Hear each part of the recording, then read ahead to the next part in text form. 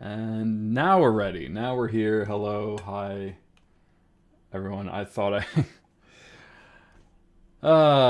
just hello.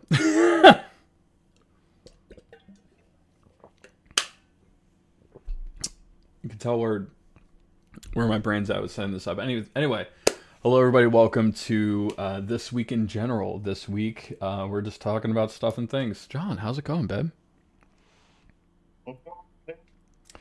Uh, Not much. You turn my music down so I can actually hear you. All right, there you go. all right. I can actually hear you a little better now too. So what's up, man? How's it going? How you feeling today? I'm exhausted. It's a gray day. It's rainy. It's like it's Honestly, overcast and it's good sleeping weather. And I'd yeah. rather be sleeping right now. That's honestly my favorite kind of weather. I love a little doom and gloom here and there. I don't know. Overcasts are great. Um, yeah, man. I past like 2 days, I've getting like 5 hours of sleep. I'm having trouble like sleeping at night, and it's a pain in the ass. But what can we do? But so this week, we're going to be reviewing a video game. It's going to be our first video game review. Essentially, it's going to be, I mean, mainly you're going to be reviewing it, because you're the only one out of us who has played it so far. Um, but tell us, so tell anybody who's watching a little bit about this little up and Well, coming I I was thinking because game. we touched on it the other night. So have you done any of the reading that I gave you? I honestly haven't had any time to really sit down and read All right, it. no worries. But No worries. it's literally right here. Um, this is the book that John let me borrow. I'm gonna be reading this, and I'm saying and a lot, and I'm not. I'm very self aware of it. the What's it called? I only pulled a multi-stream chat up. There I go again. But yeah, Warhammer. I played very briefly, long time ago, and I honestly don't remember too much. I just played what my friend played at the time, which I think there were definitely some kind of Imperium class because it was like the guys with the big giant pauldrons and just huge armor and guns and chainsaw swords. Yeah, these guys. And that's essentially the extent of my knowledge of Warhammer. So you were kind enough to lend me this core book for to expand my knowledge. I'm really excited to dig into it. Once I have the time, which will probably be like Wednesday, I'll be able to really sit down and dig in. Good Um, stuff. what else would I got a job interview tomorrow, which is gonna be fun. Yeah, so I'll have some That's money coming good. in again. I won't give you a congratulations until you're hired. Yeah, that's Don't want to jinx it. yeah. I mean, yeah, this week we're gonna be talking about that. Did we want to go over a movie at all this week? I mean, Are we playing? Are we playing it by ear to see what's going on with your job? well, I was thinking Friday we do the review of Space Marines 2, Okay. and and then we'll pick a movie next week, probably like Monday, Wednesday. We'll go through what's out and yeah, pretty much take it from there. I don't really have anything else planned aside from like once I figure out if I get this job and if I do what my schedule's gonna be. It's probably gonna be something. I pretty much told these people that I'm available whenever. That way I can just get my foot in the door and Absolutely. still manage to balance, time with my daughter and time for doing this when I can. It's probably going to be closer to like mornings and day shifts. So I'll probably still be able to do this, and if not, we'll work around it, and we'll figure out another time to do it. We can still make the content and make the broadcasts. It'll probably just be at a different time, but we'll play it by ear. But that's exciting. I'm really hoping to finally have some more cash coming through. Good stuff. So that's good news. Hopefully, we'll get better news, and that you'll be, hired. Yes, sir. So, I mean, the truth is that I actually already beat the game. I mean, I beat the game the day I downloaded it, and About how many hours was I the campaign? um,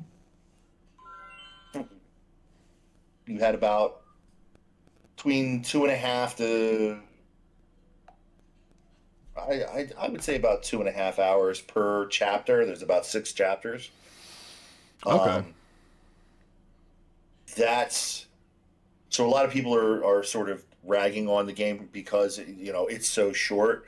But the reality is that there's a whole nother section called operations, which is sort of like set up like Destiny, where you have like 6 other missions that you can do, and they're co-op and you're customizable. And it's looking as though that like they're going to open that up even more, so that there's going to be more every season. So the game's initial campaign is, yes, on the shorter side. Its replayability though is still very high, and of course there's the multiplayer for all the multiplayer fans. I'm not really a multiplayer fan. I'm more of a co-op sort of PvE kind of guy.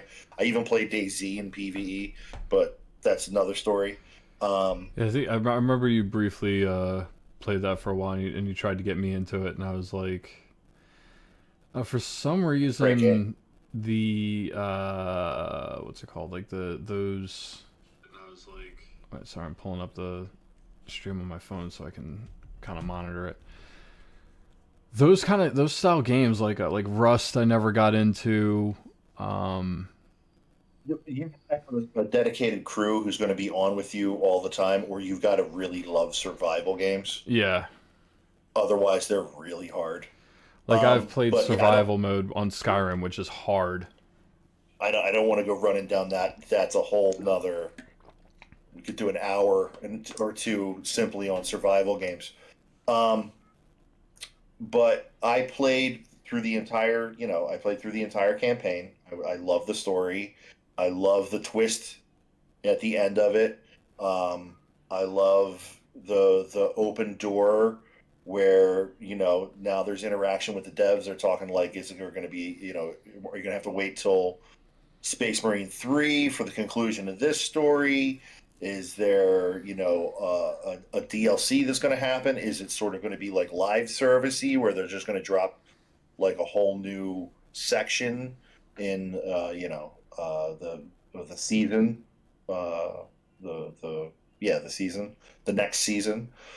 So it's a very open ended game, and that's pretty solid. And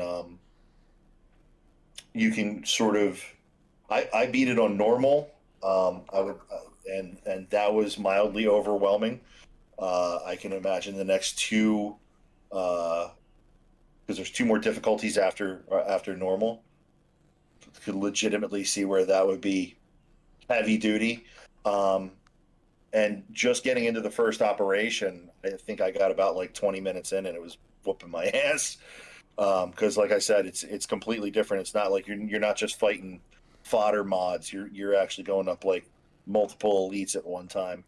And I've also seen online that it opens up that there's a couple other bosses that were cinematic in the main campaign that you can actually fight in the operation. So that's really cool. Oh, nice. Uh, yeah. So I mean, all around, game was a pleasure. It totally deserves the hype that it's getting from everybody right now. I would say, uh, I just as love long how as it this stays on kind this of track. turned into a thing where you were just bored at home and you were looking for a new hobby and you're like, oh, I can paint these figurine things and stuff, and now it's just like So it's a it's funny so much story. deeper. So I've always been like a Magic nerd, which by the way I just got back into, and I actually just bought a box of Bloomborough, and I'm going through putting that all in its organization. Nice. Um, there was a game that a friend of mine introduced me to that I actually have him sitting on my desk right here. That had this wicked miniature in it that was called oh, it's got a cool name, and he's like mobile. He's like his base stays in one It spot. has And he like can like action turn. points of articulation. Yeah. Um, Exo Ghoul. He's the Exo Ghoul, and that is a miniature to a game known as. Let me get that over here.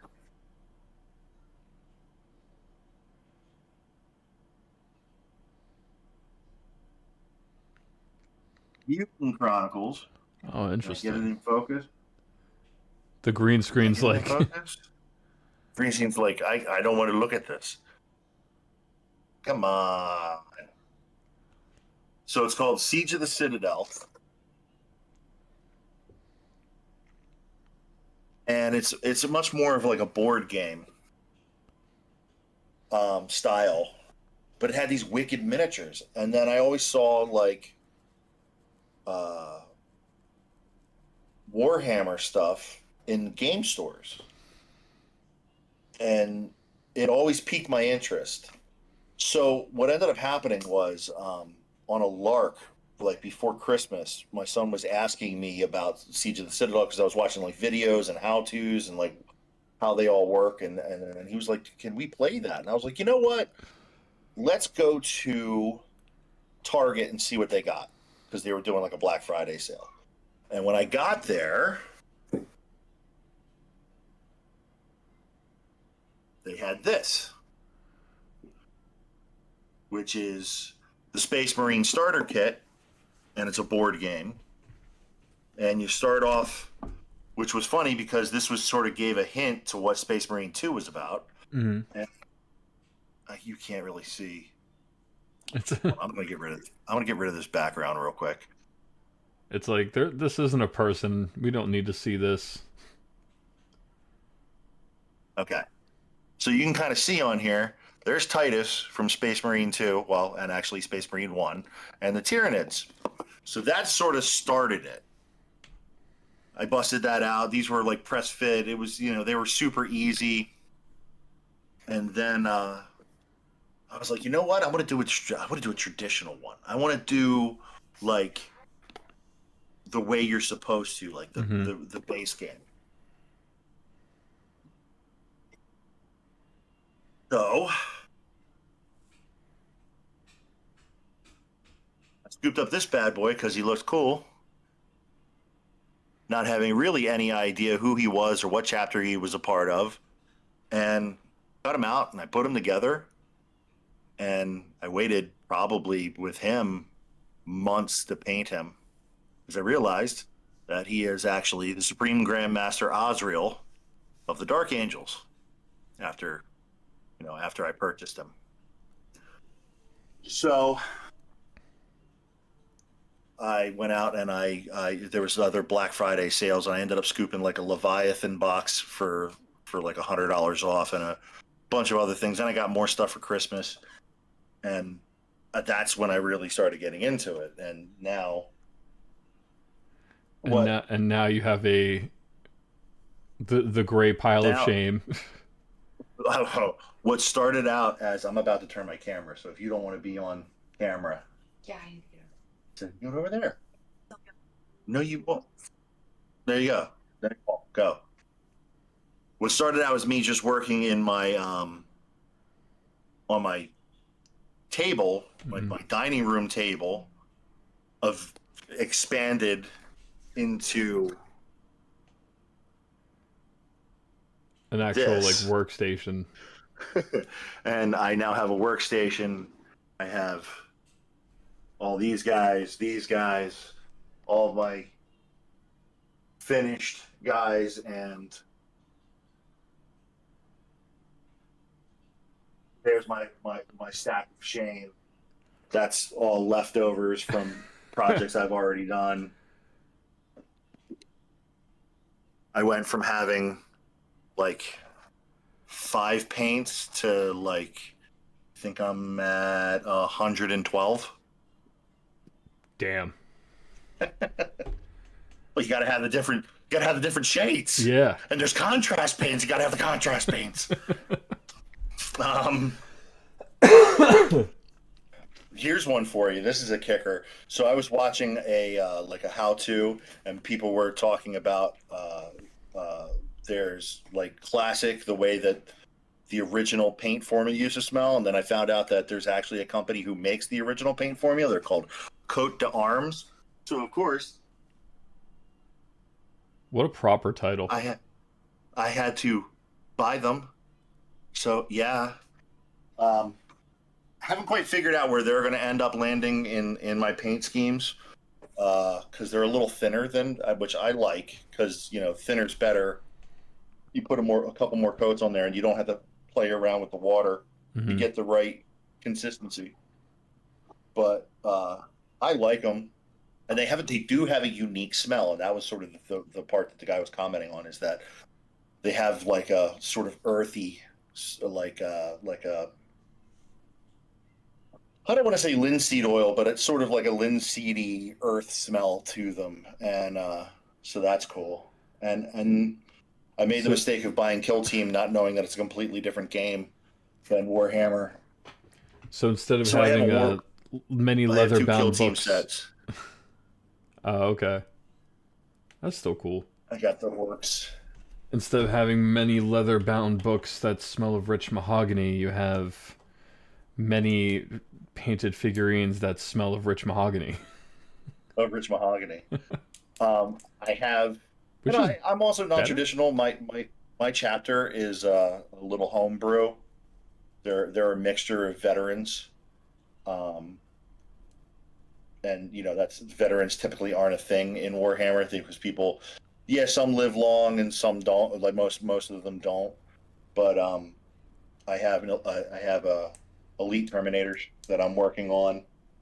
They're these guys, and they're going to end up being the bodyguards to my Primarch. Those are cool. Yeah, I'm really proud of them, the way they came out. They're done in classic Horus Heresy colors, the black, red, and silver. It kind of reminds me of I think we were talking about New World the other day. The characters, like, you can get these, like, you can either play it with like a bow and arrow, or sword and shield, or a flail and shield, or spear, Yeah. or there's a variety of different weapons. But when you have like a shield, 9 times out of 10, it's just this giant tower shield that's just like as big as you. And then a lot of people, they have like, what I like about the game is, like, what you have two weapons that you can choose from. So if you, like, my main has a bow and a hatchet, so my hatchet's always on my hip, and my bow is always on my back, on my character, as I run around and do my thing. But there are these characters who have, there's one weapon, it's a hammer, and it's literally just like a minivan on a stick. and and you see people running around with, like, they'll have the sword and shield for their one weapon, and then the hammer, and you just see these giant things, just like it looks like just a pile of shield and hammer and sword just running. So with those guys I just showed you, I picked swords, but because they're dark angels, they actually have these power maces that you can put on there, and they're like these, like, yeah, same sort of deal. It looks like they pulled a stop sign out of the ground, where Yeah. there's a handle and like this thing on the base of it. But I'm a sucker for power swords. So even when I played Space Marine 2, all I used through the entire game was a power sword. They're faster, so what they lose in attack, you gain in, what they lose in like direct damage, you gain in speed, and that's sort of my style. Um, I of course love chain swords. I got a bunch of guys with chain swords over here, uh, and there are hammers. Matter of fact, I think I do. Here's one with Hammers are sort of specialized in this game. Gotcha. Hammers are usually carried by librarians, which are psychers. But yeah, I I was thinking about this. You said you wanted to get your dad into this, and I know that he likes to work on larger things. Mm-hmm. And the project that I think that he would actually probably fall in love with. Oh God. Oh hell yeah. Yeah. He- Keep that Uh, to the side because once we're done here, I want to show him. That's it's cool. always right in reach. And like all of these, that's the thing is like every single one of these, most of the kits, not all of the kits, but most of the kits come with like the ability to customize them. So what a lot of guys do with those larger models is they'll magnetize, like you got to carve them out, but Mm, you'll carve them out and then you magnetize the weapon so you can swap them out because each weapon does something different. And that's cool. typically, yeah, so there's 14 different types of weapon configurations that you can put on that thing. And that's Fucking that's A. just one model. And then I showed you all the Tyranids that I got. I got them out of that. What box was that? That was Leviathan, which is one of the current battles that are going on. High Feet Leviathan is attacking the uh, the solar system. So I hate when that happens. don't you? I hate Tyranids. Oh, I do my Tyranids. Again, I do them sort of homebrew. I do them two different styles. I do one in High Fleet Behemoth,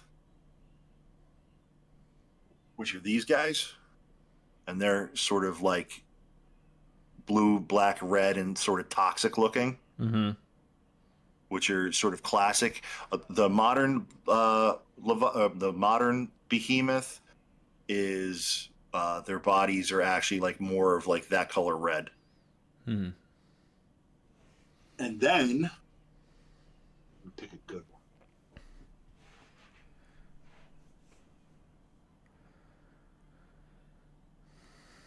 So I have a different style of play. I didn't realize. Eventually, I ended up learning that a game that I kind of came up with off the top of my head is actually a game that Games Workshop makes called Space Hulk, and I have this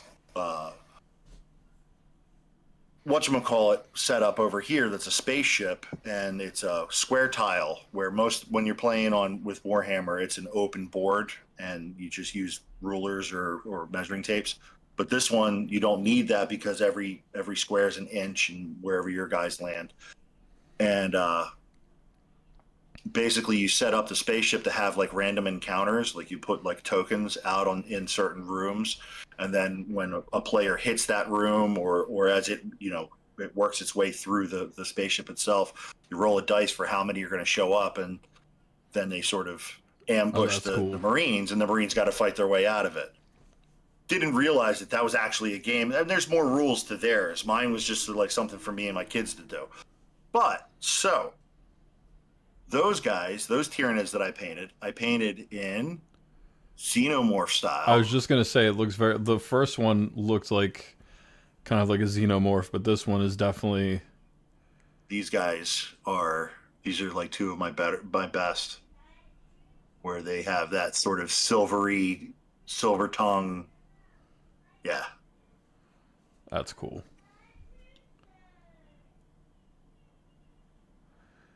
Yeah, I think my old man would really dig that because he likes that's like his main hobby is just putting together like the there's so much more. Like thing I've he's doing showed right you. now is a Millennium Falcon, but it's like a smaller one. I think I told you about that, and it's like, but it's has a lot of detail, and it's just like all the little pieces of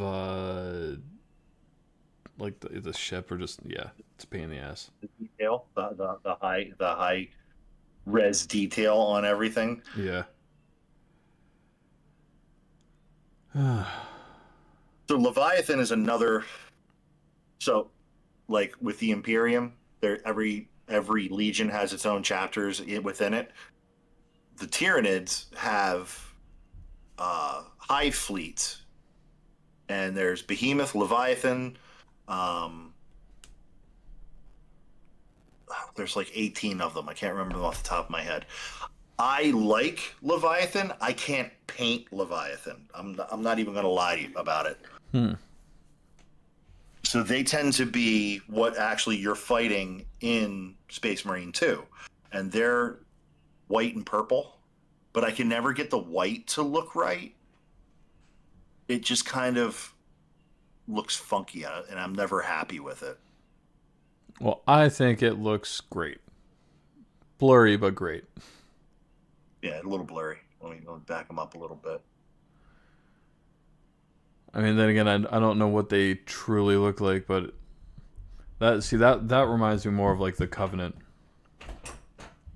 Yeah. Leviathan definitely reminds me more of the Covenant because they have that sort of like rich purple.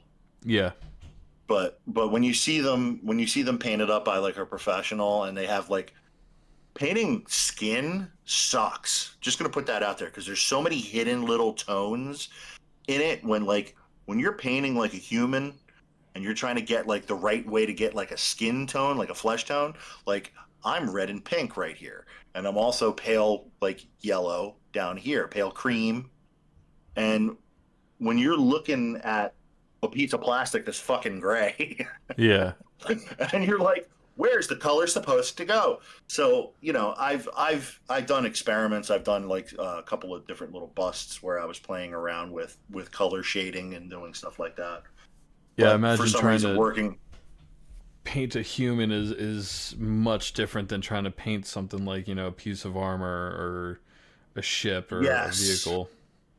yes, armor's so much easier because like it's it's typically all one tone. If there is any battle damage, very easy to do. I mean, I shouldn't say very easy to do, but typically it's easy to be deliberate with it. When it comes to painting flesh tones, it's like if you have like a green in like a slightly wrong spot, like it blows away the immersion, and you're just kind of like, fuck. He looks like he's got Uh, leprosy or something. yeah, I actually paint green flesh better than I paint like actual like skin tone flesh. Go figure. Um, and there's also all sorts of little tricks that you can learn doing this stuff. Like Hmm. I would recommend get picking up if you get into the hobby. For anybody who's getting into the hobby, they have these things called contrast paints. There's contrast paints and shades, and they're very very thin. They're basically washes. A lot of the more professional guys like bitch and complain because you're paying technically you're paying for less pigment because they thin it out and it's got basically more carrier than pigment. um but you can't, how do I word this correctly, you can't under you can't overestimate the value of having that pre-mixed in a bottle as a beginner. Hmm. Like I see these guys online. These guys, like, I watch a lot of Golden Demon competitions and stuff like that, which is GW's. I don't know if I think it's GW's. I'm pretty sure they owned it. If they didn't, they started it. It's their mini painting competition, and these are guys all over the world, fantastic professionals and semi pros, and like I see how and they'll show you like straight up. They take a little cup and they put the like an oil based paint in there, and they mix it with some thinner, and they get it to the right consistency that they're looking for. I don't know what I'm looking for. I know that what's in that little pot right there that's already pre-mixed from the factory Hmm. is going to do what I want it to do, and I don't have to think about it. I don't have to measure it. I don't have to get it right. So as a beginner, that helps me. And eventually, as I go on, I'll figure out how to do it that way. But right now, just out of the box. So when it comes to like painting flesh tones, I recommend that everybody gets a flesh shade and finds the flesh shade that they like, and a contrast that's a flesh tone for what they like. And that's how I got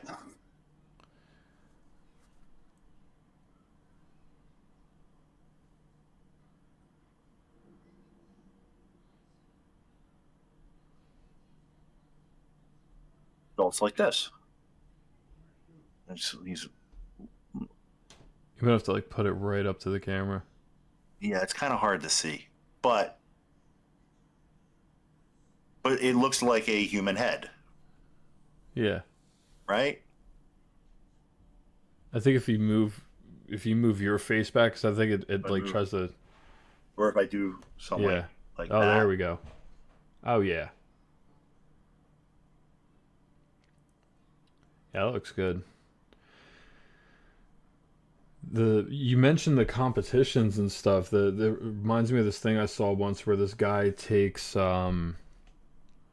he eats like a lobster or something, and he takes like the shell and like cleans it off and everything, and then he paints it and he puts it together with these other pieces of like a battleship model, where it's like, hello, I'm I love you, sweetie. We're live right now, so you gotta go. So Jackie! you gotta, okay. I'll be out soon. I'm almost done. Go. Are you done watching Bluey? Should we go turn Bluey off? Mm-mm. No? All right, then go watch it. Go watch it. Thank you. I could have sworn I had that locked. The sorry about that, folks. But yeah, this what's it called? Where was I? Oh, guy takes a lobster. He ate a lobster, and then he takes like the shell pieces and everything. Pretty much the whole thing. I'll find the video and I'll send it to you. But he cleans off the pieces of the shell and then paints it, and adds all these other pieces from like a battleship model, and like and he creates this landscape and like adds resin for like the water, and it's just like he does the same thing with like a crab and stuff. I gotta find him. I'll send him to you. There's a guy, I'll actually send you a bunch of guys that I've watched that like getting in terrain building is a whole nother animal. Mm-hmm.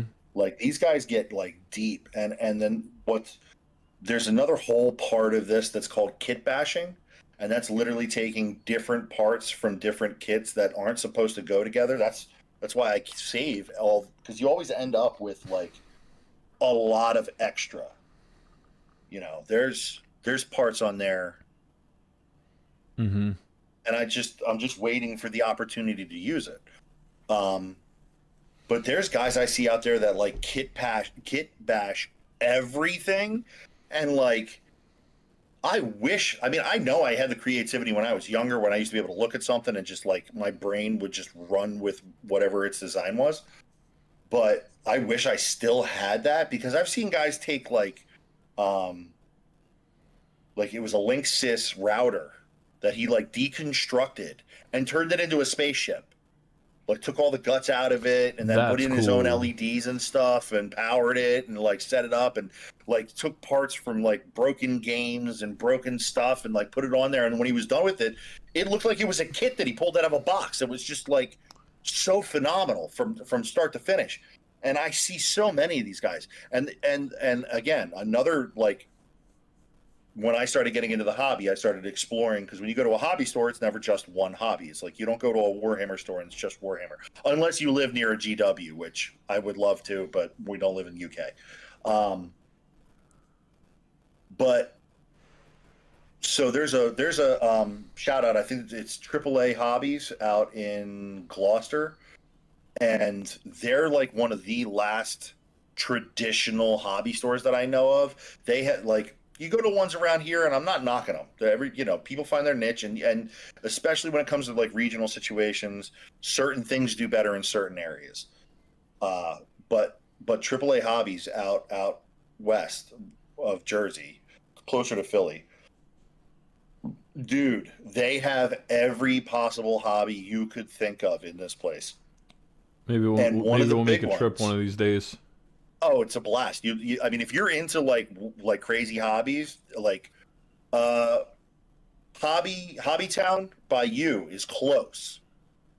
They don't have the square footage that AAA does. AAA is huge, um, but like when you walk into Hobby Town, like they have RC cars, they have the rail cars, they have uh, uh, trains, airplanes, boats, and they have boats that range from $30 to $300, up Mm. to $600. Saw a couple of airplanes in there that were over 1,000. They have every Wow. Lego set that you could at Hobby Town. That's right. That's right by you. Now, AAA, they have the most comprehensive paint list. Every brand you can think of, every color, everything. And it's funny because like their Warhammer section is actually quite small, but they have like some of the strangest things there that I can't seem to find anywhere else. Hmm. So I love to hit them. They're actually closer to my doctors, and whenever I go to my doctors, I go and I hit them too. It's like it's You it's a have to. reward. Yeah, You got can't to. just drive by and not swing by for a bite. But one of the coolest things that they have there that they cater to is diorama building, and they have like two or three dioramas that are pre-built that like you can scope out, and bro, mind blowing, absolute mind blowing. One of them is a train station, and they have it so that it's set up that you look through this little window, and it has like the depth ratio. So when it's the box is only maybe a foot and a half, but it looks like you're looking through an actual building that's huge. Like, and the people in the front are like full size, but like halfway through, like they start getting smaller, and like the trains are smaller, and it's set up, and it looks like the trains are going through. Dude, it's like I'm like, who? Somebody, you have to think that way. Like Yeah. you have to think that way. Like I want this to look like it's 100 feet long. So like if it's going to be 100 feet long, like this ratio is going to be different than this ratio, and blah, blah, blah, blah, blah. And it's like, Like and you a look in there, and it's just forced it looks like you're perspective. looking into this world. It's just mind blowing. And there's like a couple of them that they have like set up there. But if you go down that rabbit hole in because if you get into this and you start getting into the terrain building of this stuff, a lot of that stuff overlaps. A lot of the diorama building, a lot of model like buildings. Like Yeah, I there's think that's people. more my dad's speed because even like every Christmas, like my dad's not a Christmassy guy, but he loved taking like whatever the longest table that we had, which usually sat in the garage all year round until Christmas came around, and he put the village together. And he would put like we had all the different houses. He'd get the trains set up, and like that was one of his things that he was really into. He's still into. That But is an expansive YouTube rabbit hole. There are so in Beetlejuice 1, he builds the model of the town, yeah. and it's like one for one the whole town. Hmm. There's people that do that. Oh Like they yeah. do like LA in the 1935, like how like where everything was. Yeah. And it's like, oh, thank God that there's YouTube, because the only people you're ever going to show that to is your friends. Yeah. It's a work of art. People should see this. Um, Or but like like I said, like a lot Manhattan of in that stuff. the Manhattan in like the 1920s or something. Yeah. Um, a lot of the people, like when you go to a hobby store, and you go to like the model rack, it's all cars, and Hmm. there's nothing wrong with that. And there's some statues and busts and different things like that. But there are actual model makers out there, like manufacturers, that cater directly to like the world building ones, and you're talking about things that are like $300 to $3,000, fully operational, wired and Oh everything, yeah. that you would Eric, put in these. What's up, Eric? We are talking about today we're kind of talking about Space Marines 2 and Warhammer 40K. But John is just explaining to me how we got into talking about like painting models and kits and stuff, and then we kind of just went down the rabbit hole of like world building and dioramas and stuff like that, and painting those and putting all those together, and like hobby stuff right now. Yep. I actually, there's a couple of kits. There's this one brand called Pegasus Hobbies, I've heard of them. and just to give them a shout out because they have some of the best, uh, like Warhammer Oh, look at that. esque That's cool. dilapidated buildings, and they're modular so that like if you get a couple of kits, you can like build them up. And I have all four of the ones that they offer they're supposed to be like technically World War II models. Mm-hmm. Because but it's like a cathedral, so it blends into 40K perfectly, and it's the exact right, ratio to the That's way cool. that 40K is. Yeah. But you can get that entire set for under $100. Where, oh no, you fall on me. Where a lot of times, like if you go to like Etsy has a lot of them. They have like 3D printed terrain that people put out all the time, and they're $100 for one building. They're $70 for one building. Damn. It's $280 for a kit of actual like battle ready, and it's no wonder everybody starts getting into building it themselves because you get a thing of You're invested at that point. Yeah, I mean, but you get a piece of the foam board for like $9, and you can build an entire building. I actually have one over here on my shelf. But like I said to you last Friday, this game is anything that you want it to be. And like I said to you, I want to talk to you about this because when you were like, well, we should wait on this one, because yeah, you're right. I have some rules typed up of a different version of the game that could very well end up being its own game if we apply some world building to it. So I want to pick your brain a little bit, and I also want to play a match with you so that you can kind of get a feel for it. But it's supposed to be sort of a blending of the mechanics of Magic the Gathering on top of Warhammer. Listen, we've been on here for 48 minutes. I only wanted to go about a half an hour. I got to go start getting ready for dinner. Hi, Rory. She's obviously getting antsy and wants you to hang out. So, unfortunately, we're going to cut this short. All right. Love you guys. We love you everybody too. stopping in. Thank you, Raven. Appreciate everybody watching, and we will be back Wednesday for the midweek marquee, and we'll see you guys next time.